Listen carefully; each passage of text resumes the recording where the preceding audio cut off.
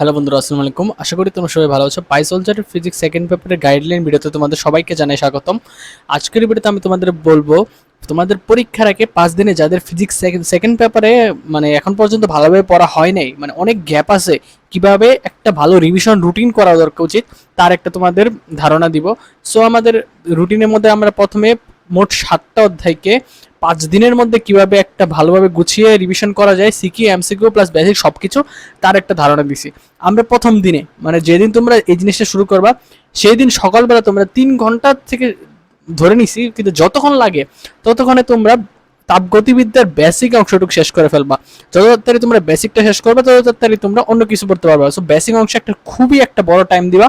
তারপর যতটা পারো বেসিক শেষ করার পর দুপুর টাইমে তোমরা খেয়ে দিয়ে আবার শুরু করবা হলো স্থির তড়িৎ।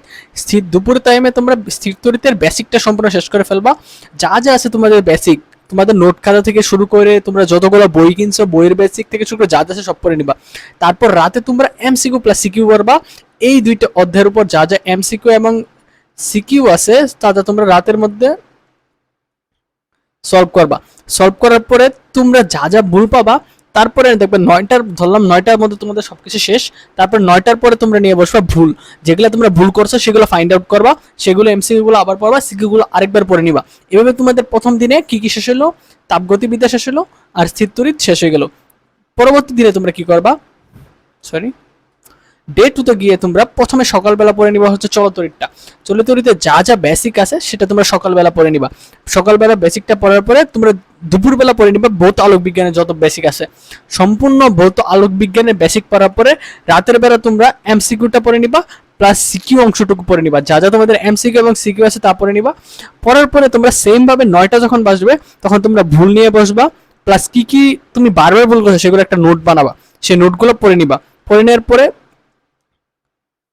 পরে আরেকটা কথা তোমাদের বলতে গেছি, সবকিছু পড়া শেষ হলে তোমরা এই দুইটার উপর নিজে একটা প্রশ্ন বানাবা। প্রশ্ন বানিয়ে না দেখে উত্তর করার আনসার করবা প্রশ্নটা।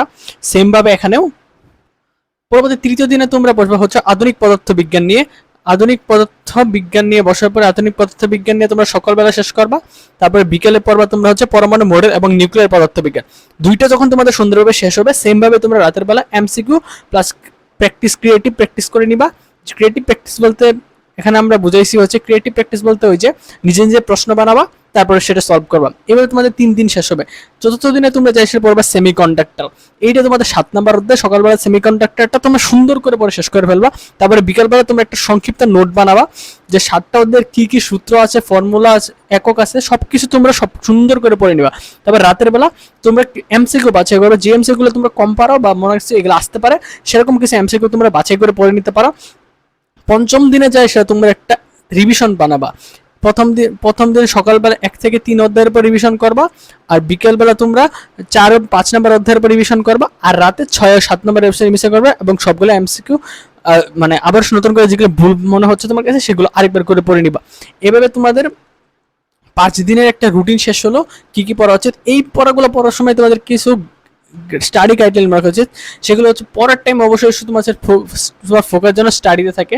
তুমি যেন পড়ার সময় একটু ফাঁকিবাজি না করো, কারণ এটা তোমার ভাইয়া শেষ টাইমের রিভিশন। এই টাইমে তোমরা যদি ফাঁকিবাজি করো তাহলে তোমাদের সব যাবে।